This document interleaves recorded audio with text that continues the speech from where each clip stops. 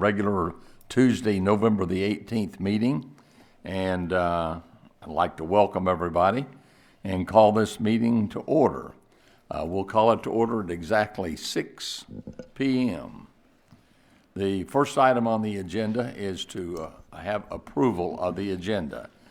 Can I have a motion? Mr. Chairman, I would like to add to the agenda item number 13, which is a discussion item only.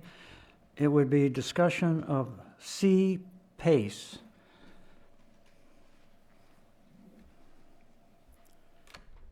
And C-PACE. P-A-C-E, yes, sir. Okay. We will add that. Now, can I have a motion with to approve the agenda with the addition of item 13? So moved, Mr. Chairman. Is there a second? Second. We have a motion and a second on the floor. Is there further discussion? Hearing none, please vote electronically.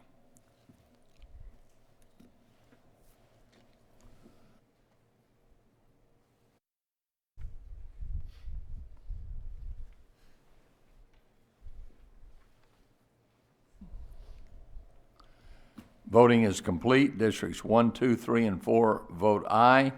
The agenda is approved with the addition of item number 13. Our invocation today was scheduled for Pastor Joe Ezzard, and I don't see Joe. And so, since I don't see him, I'm going to ask our county attorney, Adam Nelson, to bring our invocation. Let us pray. Dear Heavenly Father, before we take up the affairs of this community, we give pause to acknowledge your presence in this place and your influence over us all. I ask that you would bless the leaders of this community and that you would continue to show your favor on this board. As we consider the matters presented today, I ask that all that takes place be within your name and within your will, and that your guidance directs our leaders to decisions that benefit all that they represent. Hear me pray. Amen. Amen. And Adam, thank you very much. I appreciate you filling in. Now I'll ask everyone to please stand and join Commissioner Wooten for the Pledge of Allegiance. To the flag of the United States of America and to the republic for which it stands, one nation under God, indivisible, with liberty and justice for all. Thank you, Commissioner Wooten. The first business is the zoning public hearing number 1. We have 2. Lynn or Mercy, could you bring forward the sign-in sheets to let me know if we have someone signed in?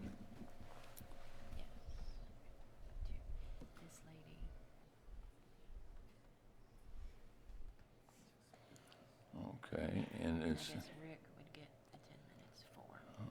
Okay, so there's 3 signed in for this one. Yes, sir. Okay.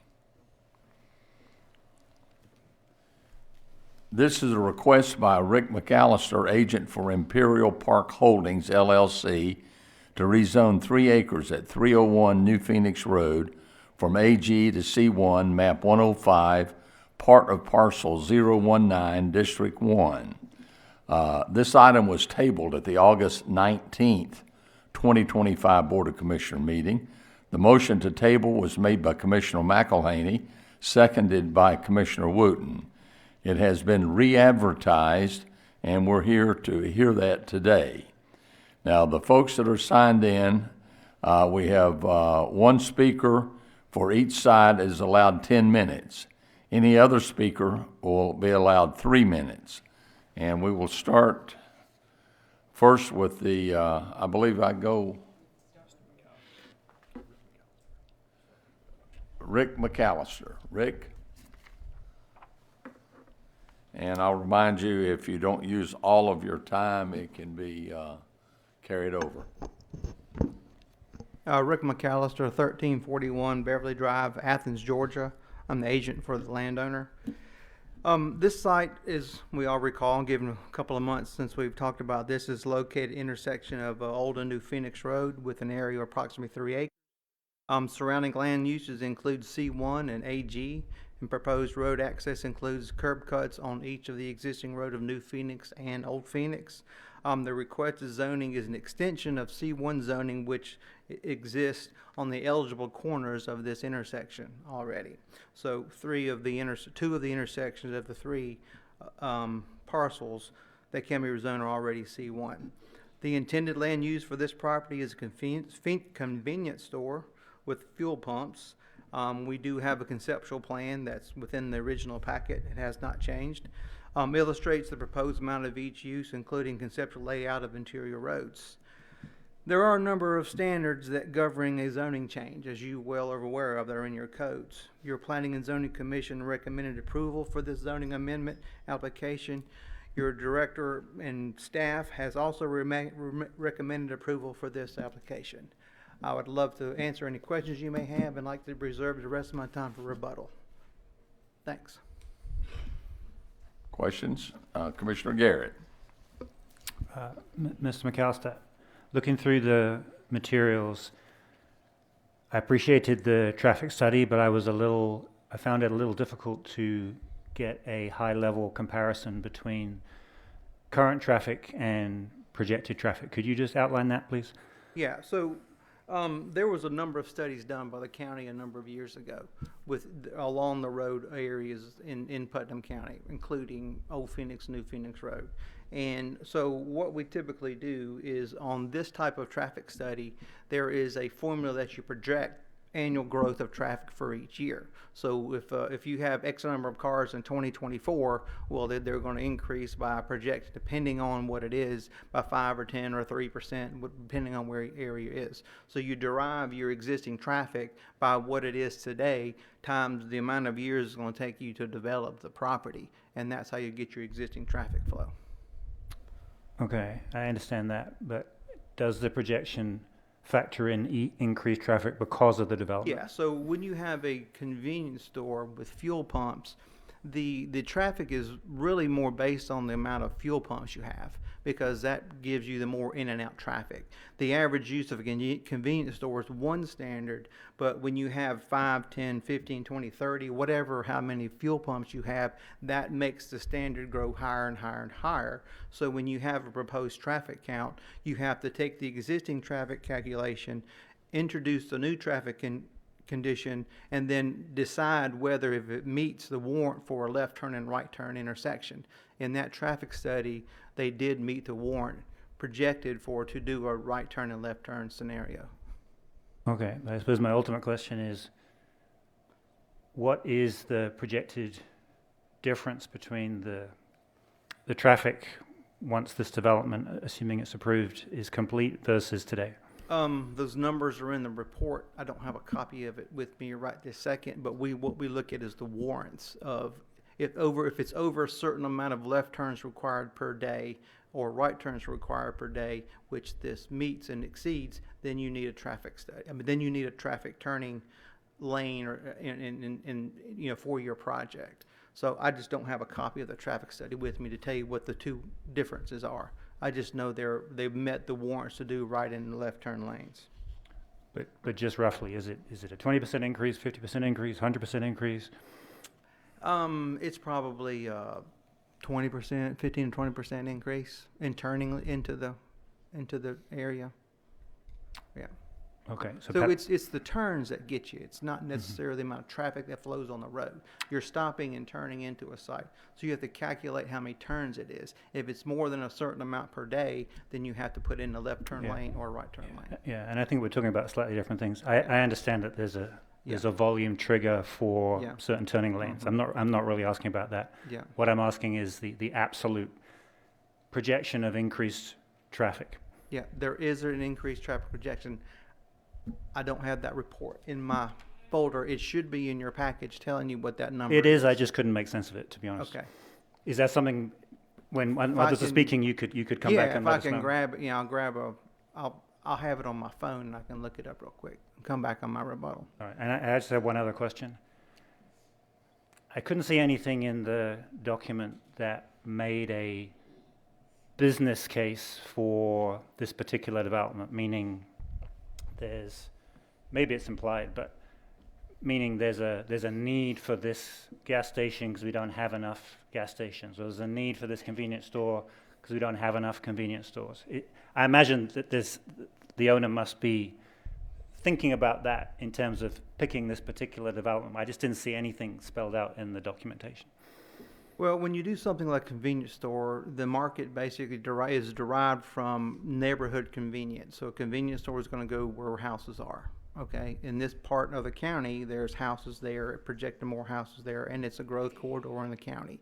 So it's more of a market research by the company who wants to build a convenience store there. And market research to this company says this is the place we want to be based on the amount of traffic and the location of the site within the county. Old Phoenix and New Phoenix is an increasingly corridor of travel back and forth. It's one of the main arteries between Eatonton and going to Milledgeville. So there's a lot of traffic there. And so companies who are looking to marketing sites look for two things. One, the traffic in an intersection, and two, what the existing zoning of the area is. So if you have a scenario like this, where you have four corners of an intersection, two of them are already zoned commercial, one of them is not zonable because it's a power station, substation plant. Well, they're like, okay, well, this is a scenario that another commercial site could go to based on the existing land uses surrounding it. So in summary, the existing number of residences, perhaps the projected increase in residences, even though it's not spelled out in here, that there's some calculation behind the scenes that says this warrants this particular development. When you have a developer interested in building something there, they want to pay the money to build there and rezone for that area. They have done their resource to decide we want to put a convenience store at this corner. Okay, thank you. Thank you, Rick. Other questions? I'll have other questions. I think that's it. They'll reserve some of your time, maybe. Next on the list to speak is Sharon Callahan. And Sharon? And you have 10 minutes. And if you don't use it all, you can reserve for rebuttal. Thank you. Can you hear me? I can. Okay, Sharon Callahan, Phoenix Crossing. Tonight, I'd simply like to remind you of a few things. Commissioner McElhaney stated when he was running for the special election, I'm hoping for improvement in government, emphasizing opening discussion rather than rubber stamping agendas driven by the commission chair, the city manager, and the county attorney. The messenger also stated that these new commissioners highlight the importance of accountability and community engagement on a local level. In August, Commissioner McElhaney stated that he had received many calls regarding this rezoning, both for and against. Yet when the time came for public comment, only Mr. McAllister spoke in support, while numerous residents and commissioners spoke against it. Did you listen? C1 zoning is intended to establish and preserve small business areas for a limited nature that serve primarily the residential neighborhood in which it is located. Auto parts stores, nail centers, pet centers, I could go on and on. A gas station and convenience store, and thank you, Mr. McAllister, it's 4,000 cars that would be coming through there as opposed to the 1,000 cars that's currently coming through there. That's what DOT has projected for the rural area of Old and New Phoenix Road, and it's not in the best interest of this community. This is not wanted by the residents and certainly doesn't serve the needs of the community. It helps no one except the people that will gain financially from it. Need gas? Go 3 miles down Old Phoenix Road to the New Texaco station. Need diapers and milk? Go the other direction on New Phoenix Road, 1 mile to the Dollar General. That's all the convenience this community needs. Growth will be a good thing for Putnam County, but only if it includes balance, guidance, consistency, consideration, and infrastructure for future development with the public's needs in mind. The precedent you stand on was created by this board. In November 2023, a rezoning request on Old Phoenix Road was denied by the zoning board, but overturned and approved by this board. Why? Don't know. There was no reason except to provide that with you to have the ability to have this precedent for future development. Commissioner McElhaney, you have a long relationship with Mr. Embry. Georgia law and ethical principles strictly prohibit officials from using their office for personal gain or the gain of another. Officials must act as the trustees for the public. You must disclose conflicts of interest, and you cannot use confidential information or your personal position for personal or corporate gain. You all signed an oath to do just that. This gas station convenience store benefits no one except Mr. Emery, definitely not the residents of Phoenix Crossing and the surrounding community. Commissioner Wooten also stated that he wanted it to help his personal business. That's also a direct conflict. This proposed gas station convenience store is not in the best interest of the public. Rather, it's for a small number of people that will benefit financially. The residents of this area certainly won't profit from it, and they don't want it. So where's the accountability that the messenger stated that we would receive? The report you were given by Mr. McAllister is slightly misleading. In particular, it states that this area is a pasture land. Unless a cow can eat dirt, which I don't think it can, that's a misleading statement. This piece of land is a field of dirt. The area is a field from which Mr. Emery sells dirt at quite a nice price. As ugly as that is, it is better than a gas station. If C1 zoning is to happen, let something be built that benefits the community. In 12 short months, some of you are going to be running for office again. Voters are going to be remembering what has happened and how their words have been disrespected and disregarded. Residents are tired. They're tired of what's been going on. Given the importance of public trust in the ethical governance, we ask that Commissioner McElhaney or anyone else on this board that has a relationship with the petitioner or will gain financially from this rezoning, if it includes a gas station, please recuse yourself from voting on this and this request by Imperial Park Holdings. We certainly trust that you, all of you, will choose ethics over relationships or financial gain and act in the public's best interest. Thank you. Thank you.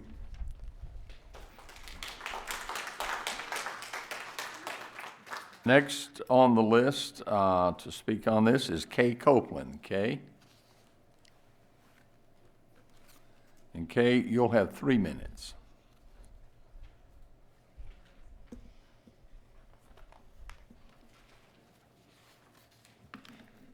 Good evening.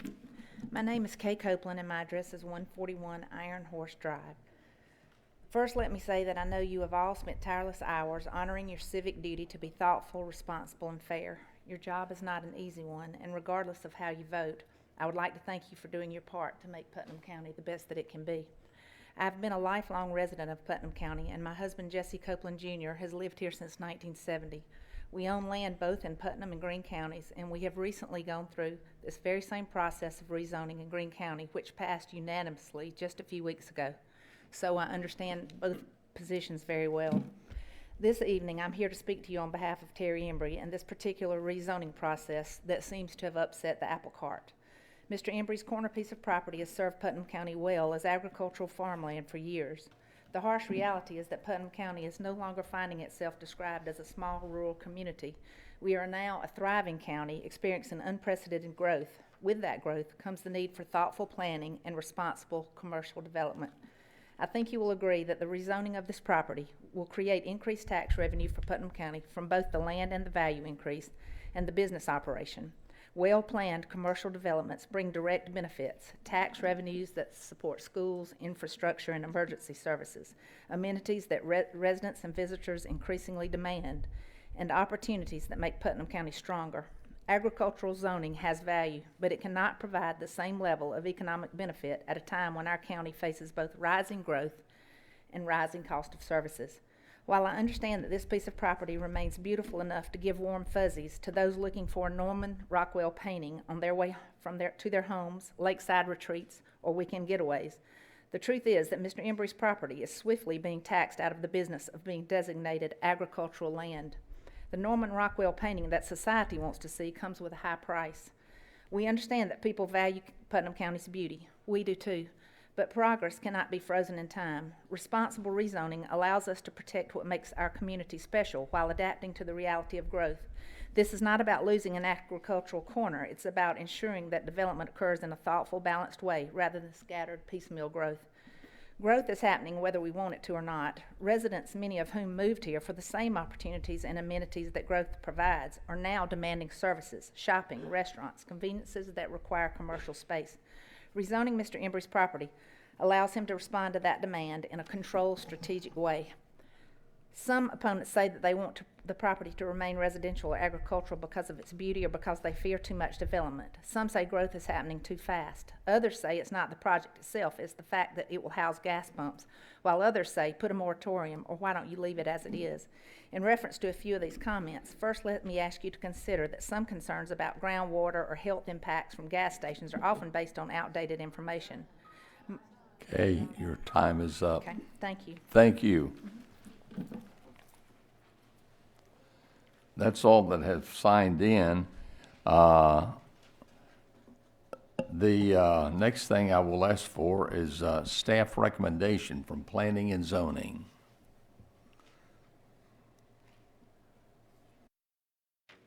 Lisa, or?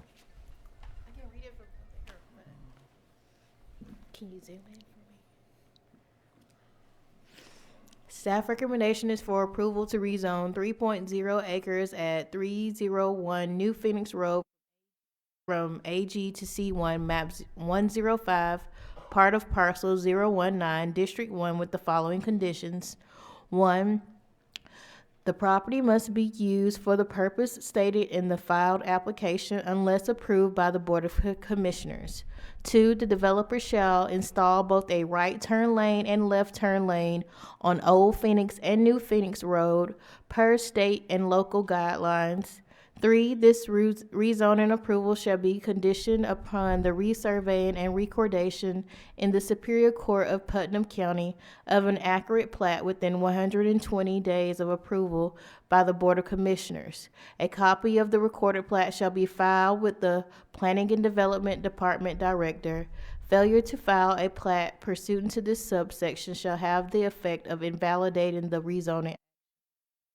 Failure to abide by this stated condition shall cause the property to revert to agricultural designation.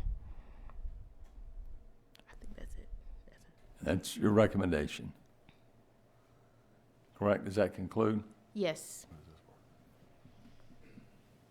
I just saw something else at the bottom. That's why I was asking. Okay, that's P and Z. Okay. All right. I will call for a motion. Mr. Chairman, move that we approve the rezoning of 3 acres at 301 New Phoenix Road from AG to C1, map 105, part of parcel 019, District 1, with the conditions as stated by staff, along with some additional conditions. Okay, And they're supposed to put those up. okay, are these the additional conditions? Right here. There. And I'll read those. All outdoor lighting fixtures shall be installed and maintained in a manner to minimize negative environmental effects, particularly light pollution, by using only the necessary amount of warm-colored light shielded and directed downward and only when needed. A buffer of natural, existing, or established vegetation shall be installed and maintained between the property and the adjoining property of a residential use and or in a residential district to screen the property from view of the adjoining property.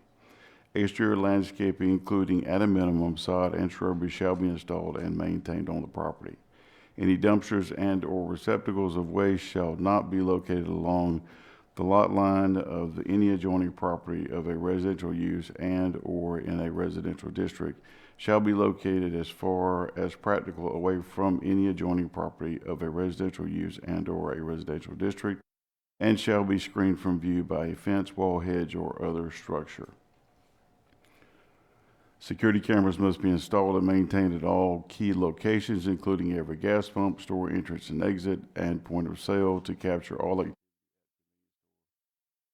at a convenience store and otherwise on the property, and recordings from such cameras must be stored for a minimum of 30 days to be viewable with accurate date and time stamps. No exterior signs shall exceed 60 inches in height, measured from the newly established grade of after construction, exclusive of any fillings, berming, mounding, or excavating solely undertaken for the purpose of locating or increasing the height of the sign to the top of the highest attachment component of the sign. There shall be no public shower facilities located in the convenience store or otherwise on the property. There shall be no public laundry facilities located at the convenience store or otherwise on the property. There shall be no overnight parking of commercial motor vehicles on the property. As used herein, the term commercial motor vehicle shall mean any self-propelled or towed motor vehicle used in intrastate or interstate commerce, or both to transport passengers or property. The sale of alternative nicotine and/or vapor products shall not make up more than 35% of gross sales, exclusive of the gross sales from the sale of fuel of the convenience store. You've heard, is there a second? Second. We have a motion and a second on the floor. Is there discussion? Mr. Chairman, Yes. Commissioner Hersey. I would like to amend that motion by adding some additional conditions to the list that has been presented here. First is to require that a minimum of an 8-foot fence or a privacy fence be installed where the property abuts a residential use property. And the residential use property that I mentioned is that of Miss Lori Morgan.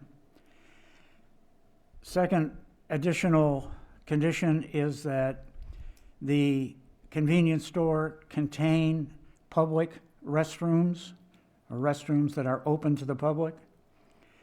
Third one that I would add to this is that the hours of operation of this convenience store, gas station, shall be from 6 a.m. to 9 p.m. There is, well, those are the additions that I wish to make to the conditions of the rezoning. Okay, do I need a second to that? Yes, you do. Okay, I would ask for a second. Second. We have a motion and a second to add to the the motion that we have that, and we need to have discussion. Is there any discussion on, there was 3, Commissioner Hersey? 3 different? I do have a question of our attorney.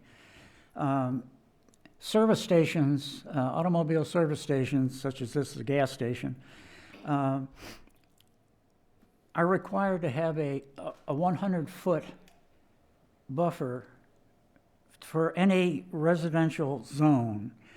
And the question I have is should that also read residential use? In several places in our ordinance, the term residential use occurs.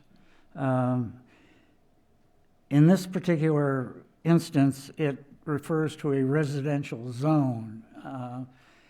And I would just ask rhetorically the question of whether we need to amend that part of the ordinance to talk about residential use as well as residential zone. But coming back to the original, the Planning and Zoning Commission and staff are really bound by the code of ordinances. I mean, they have no choice but to follow those ordinances. They have attempted, in this particular instance, to provide a condition whereby if the proposal is not affected, that the rezoning will revert back to its original agricultural zoning. In our work session, we had some discussion about whether you could actually revert to rezoning, and I think the consideration by a county attorney was that you can't,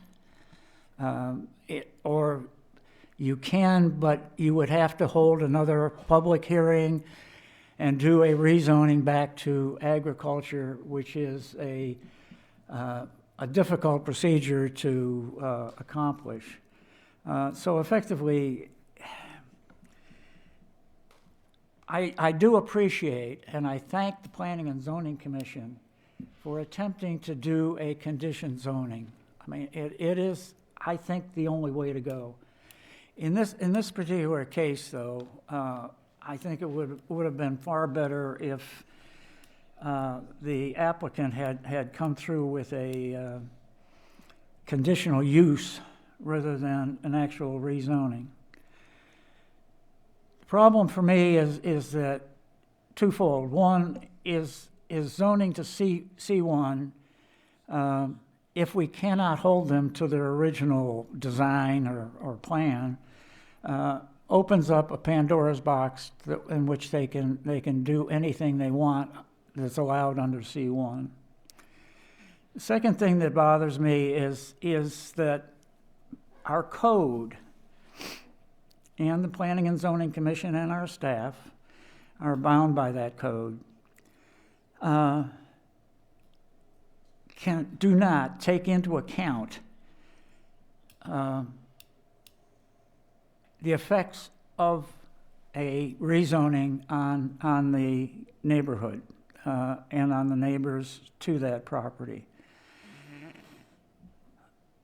This board, however, can take that into account, and we should take that into account. Are we going to allow, as it were, the creep of commercialism into this intersection? Originally, one of those corners was rezoned commercial, and the plan was to put in a convenience store. It never happened. It's still a vacant lot. A second corner was to put in mini storage units. Never happened. Still a vacant lot. Both of those now, or at least one of them is up for sale as a commercial property. Now, I don't know if the original intent of the individual seeking rezoning was simply to increase the value of the property to make it commercial. But I see that as not being a reason to extend commercial zoning to the other corner that we are speaking of tonight. So I just, our future land use plan speculates that all of this area along Old Phoenix will be residential agriculture. I mean, it does not provide for commercial. Yes, there are commercial corners nearby. There are also convenience stores nearby. There are gas stations nearby. Mr. Garrett didn't ask the question of how far is it to the nearest fuel station. Well, we're having one built on Old Phoenix as we speak. Presumably will be open shortly. In the other direction, it's about 6 miles to the Long Shoals store, which has fuel pumps, including a diesel pump.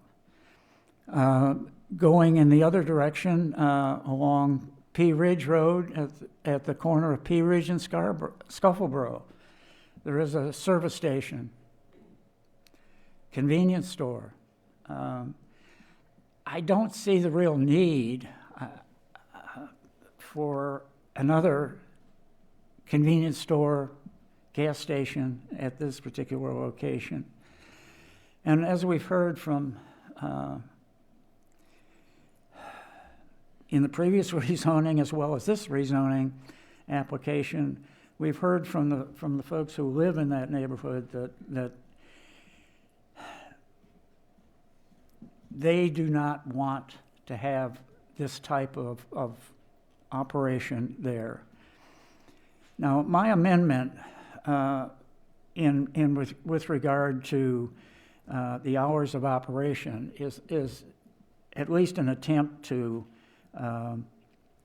cut down the traffic that could occur early in the morning and late at night, which would disturb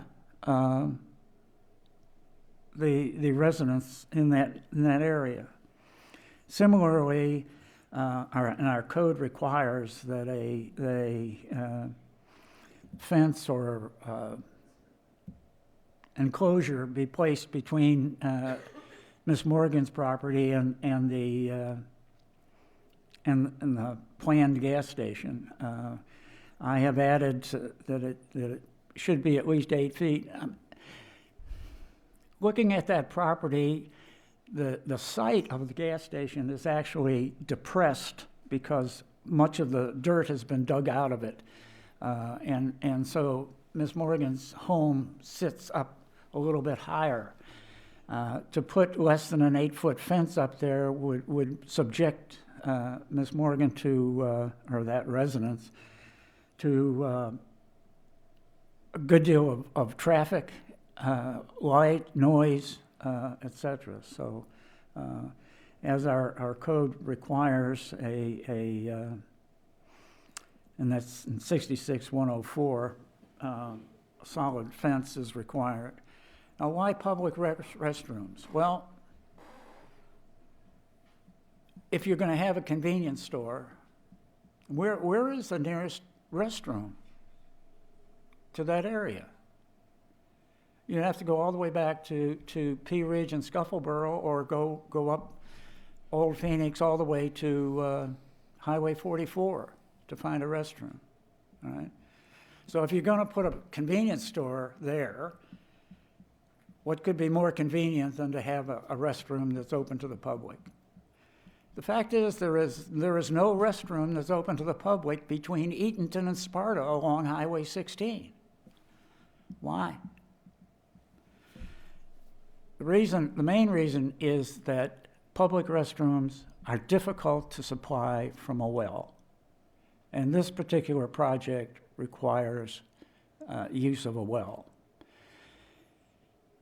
To install a public restroom, I think Mr. McAllister may agree, would require this property to connect itself to Piedmont Water, which has a water line going into the Phoenix Crossing. So that is why I've added that particular thing. All in all, I can say is that, and we've talked about this in our work session, I think the appropriate thing for this particular area, if you will, is to apply for a conditional use. Leave it zoned agriculture, and if you have a conditional use that disappears at some point, well, it's still agricultural rezoning. It's not rezoned to C1 and something else can come in, like a restaurant or a bar or, anything else. So that's allowed in C1. Other discussion? Commissioner? So I concur with many of Commissioner Hersey's points. And I think this is testing the logic of our current code, and we are, in the light of this and other cases, considering some changes that might modify how a comparable case might proceed down the road, but we are where we are with our current code. It does concern me that we have a tension between what the landowner the proposed developer would like to do and what the residents seem to want. We haven't heard from every resident. I can't speak for every resident, but I've yet to hear any resident stand up here or contact me or make any public statement that is for this development. And it's our job as commissioners, it says it in our code, when we weigh decisions like this, that we have to balance the interests of the property owner, but also the public interest, as it's phrased. And as Commissioner Hersey said, it's hard to see a strong commercial need for another gas station, another convenience store. Not that they're bad in and of themselves, but it's hard to see a lack somehow. The community, as far as I can tell, not only are not asking for it, they actively do not want it. So it's an odd thing to say that this is being provided because of residential growth, which undoubtedly is happening, but there's no evidence that current residents actually want this particular growth. Now, I don't think the residences are naive in imagining that somehow there'll be no growth. The very fact that we have residences there, increasing number, tells you that this is a developing area. And it tells you that we are going to have over time some combination of residential and probably commercial development. My sense is the residents are not against commercial development or any development as such. They simply don't feel that this particular proposal is the right one.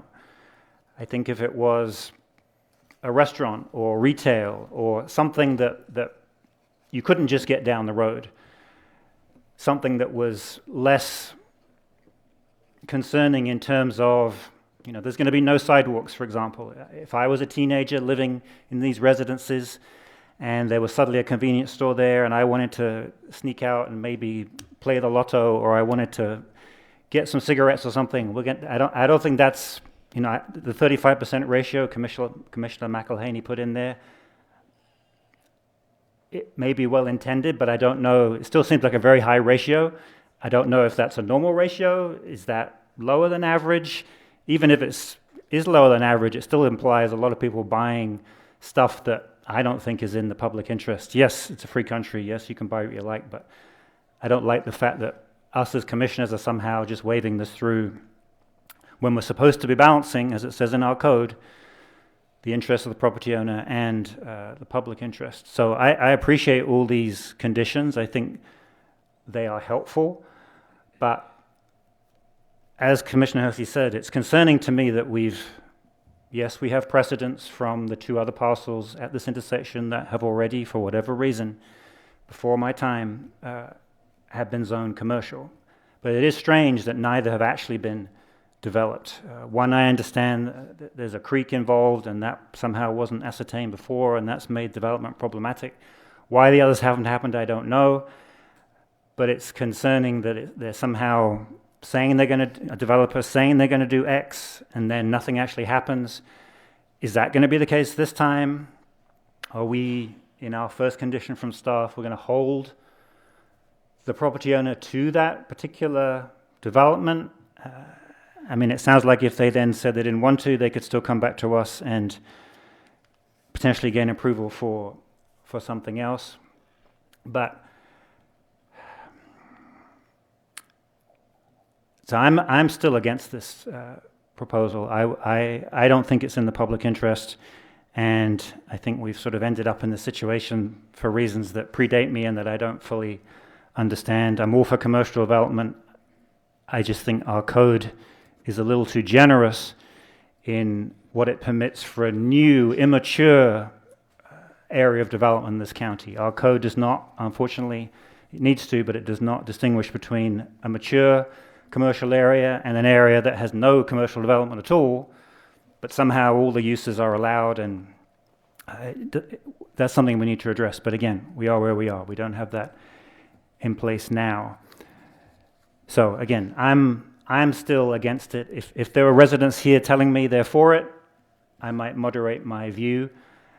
It doesn't seem like the developers tried to work with the residents. I'm not aware of any constructive interaction, which doesn't fill me with confidence that we're trying to find a solution here rather than just ram it through somehow.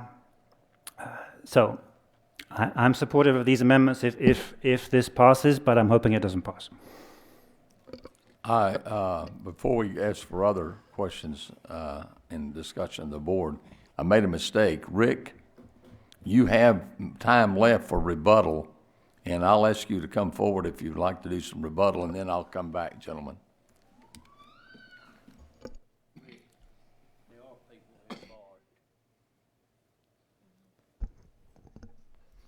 I'll start my time yet. I've been doing zoning here for a long time. I know a lot of you guys personally. I know the staff personally. I know a lot of the planning and zoning commercial people personally. I've never been, lack of a better term, ambushed with conditions like this. We had no notification of this, that this was going to happen. We had more additional conditions placed on our property. Okay? That's something that we need to understand before we come walking in here, and I would appreciate some notification if that was going to happen. Some of those things are great ideas. Some of those things are very prohibitive ideas that may not make the project fly. But I want to focus on that. I want to focus on a couple other things that you guys need to listen to. In your standards, in your codes, there's criteria that say, is the proposed use supported by new or changing conditions not anticipated by the comprehensive plan or reflected in existing zoning on the properties. And development patterns and trends in community must be considered here. This is the Phoenix area of the county. Of this area, there is 5 significant intersections that intersect Old Phoenix and New Phoenix. Within those 5 intersections, 24 parcels make up these corners and road frontages. Currently, 17 of those 24 parcels are zoned commercial, excluding this application. Trends that corners exist as commercial are already out there. Over half of those parcels that were rezoned by this county were not even on the comprehensive plan, not on the comprehensive plan as it exists today. State law requires that zoning decisions be balanced between public interest and unrestricted use of a property owner. You guys have conditioned this there is 42 items that can be used in C1 use in your codes. You guys limit it to 1. You've already restricted this property to 2% of the allowable use in this area. The balance between public and private are tough, but you have got to go with the trends that already happened. How can you rezone these parcels 17 times and not choose to do this one? That is not balancing the rights of the citizen that is trying to rezone this. We would appreciate your vote for approval of this application without some of those conditions, because we didn't have a chance to review those, based on alliance with the development patterns that are already out there, the existing adjacent commercially zoned parcels that are there. This is continuing use. This is not a spot zoning situations. And recommendations from your staff and employees. As again, protect the rights of the landowner. As zoning has already allowed this to happen 17 times. Not once, not twice, 17 times in this county. Why are you choosing this to draw the line? Your code allows it, your ordinance allows it. You're going down a scenario where you're not balancing the public with the private citizen. I just want to make that clear, because so many times this has happened. And to choose this one scenario, and I understand codes need to be changed. All we're dealing with is the code we can do today. But I would like some further consideration of this matter so we can review the other conditions. That is the first time I've seen those today, was right now. There's hours of operation, there's limiting of sales of products that need to be considered with the ultimate developer here before we can agree to these conditions. At best, I would ask this board to table and assign a date for the tabling so we can at least consider the conditions. The first time we've seen these is on that screen. I would appreciate it. Thank you. Thank you, Rick. Okay, now we're back and we're talking about the amended motion and discussion. I recognize Commissioner McElhaney. Thank you, Mr. Chairman. I've heard a lot of comments tonight. I've heard a lot of comments since August.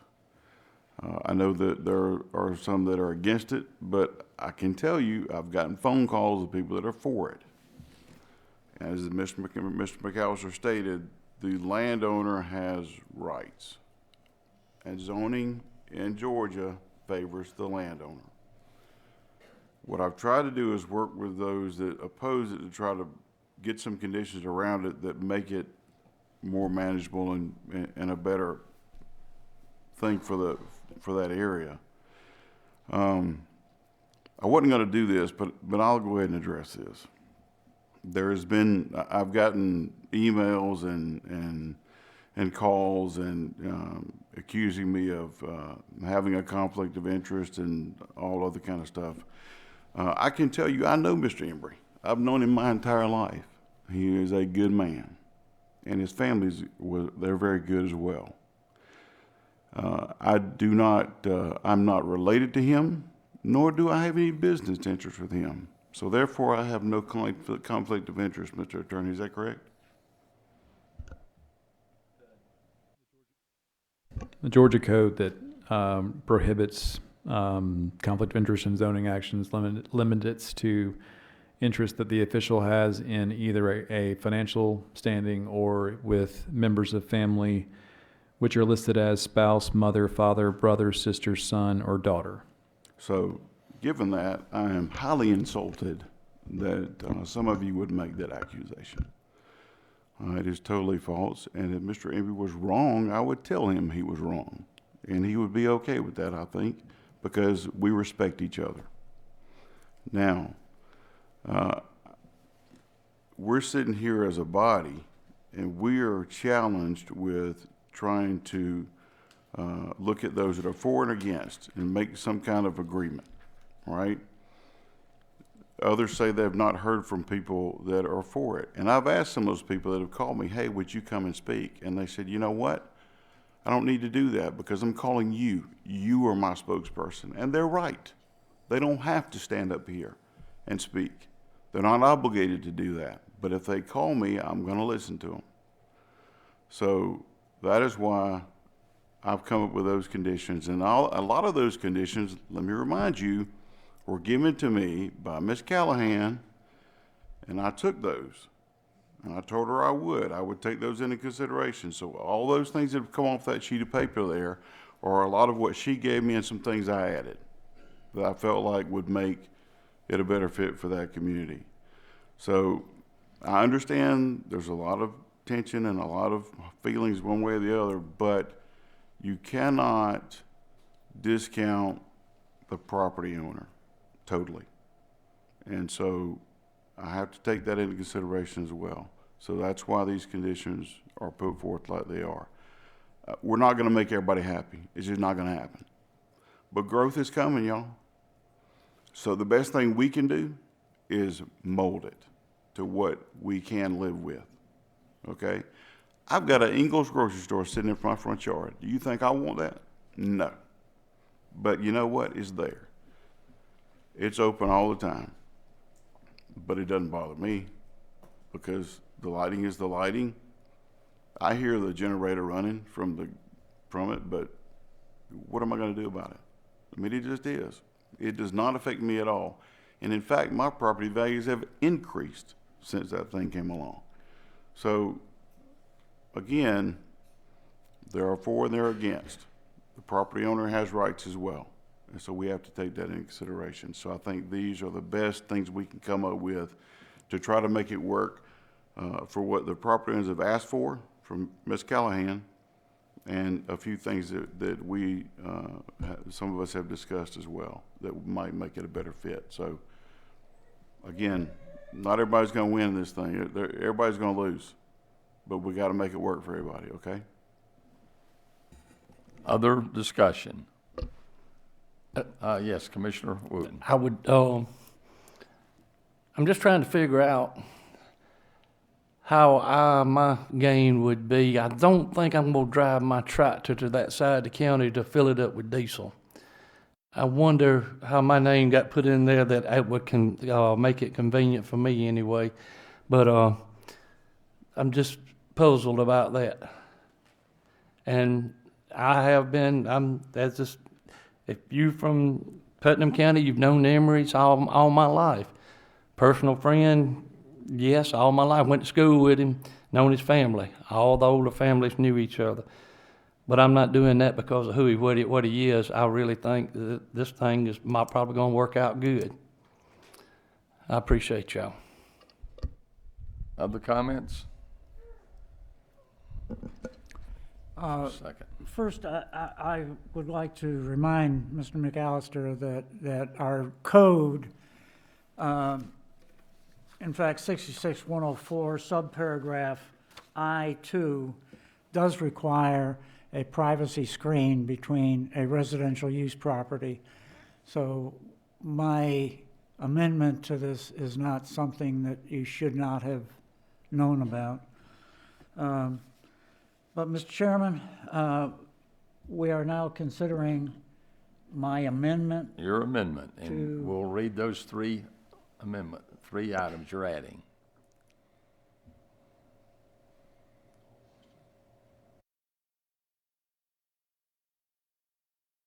Do you have those three amendments that he?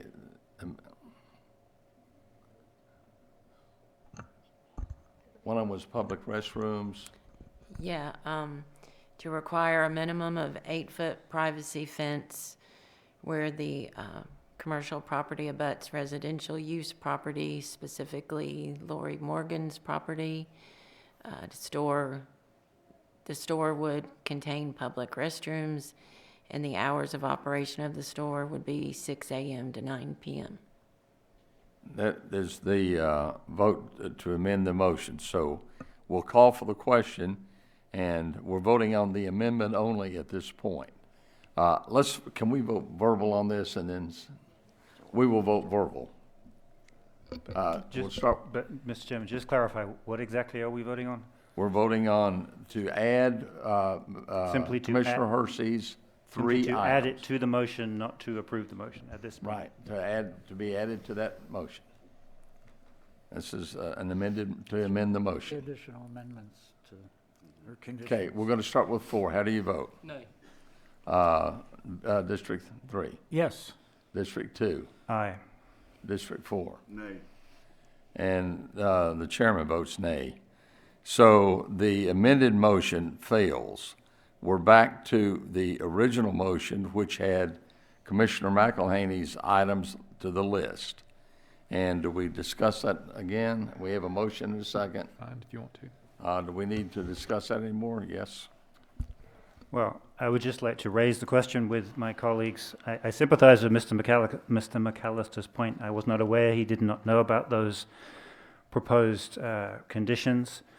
And I can certainly understand why he might appreciate a little more time to think about them. I'm not trying to dilute them by any means, but it's not our job to somehow privilege one side or the other. So I guess a question for Commissioner McElhaney: any objections to tabling this to allow Mr. McAllister a little more time?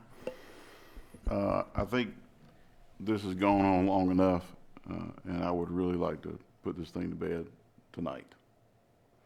I'm sorry that Mr. McAllister feels that way, but if we're going to do a little bit right by that community, these things we need to stick to these, because these, again, some came directly from the property owners, and so I don't think we need to do that. Any other? Commissioner Hersey? I'm in agreement with Commissioner Garrett. I haven't seen these amendments or conditions added to the original conditions placed by staff. I can't really, unless we take a recess so I can read them, fully understand them, it would be my notion to postpone this agenda item until our next meeting and give everybody, including Mr. McAllister, time to read these conditions and be able to respond to them. Mr. McAllister had something he'd like to say. Yeah, go ahead, you can ask him. Yeah, Mr. McAllister, you had something else?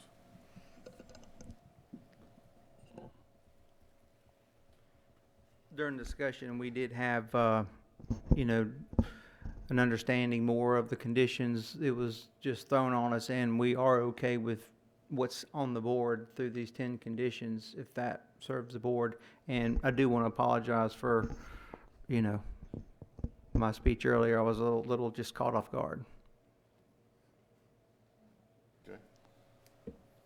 All right. Mr. Chairman, could we take a 10-minute recess so that the board members can read these conditions and If you want to, I mean, how am I gonna vote on something? My old eyes don't quite get every item on the slides. so you want to read these 10 items? I would like to see them where I can read them and digest them and see exactly what's there. I will call a 10-minute break so that Commissioner Hersey can read. Well, I think Motion. everybody can read them. Do we have a copy of them?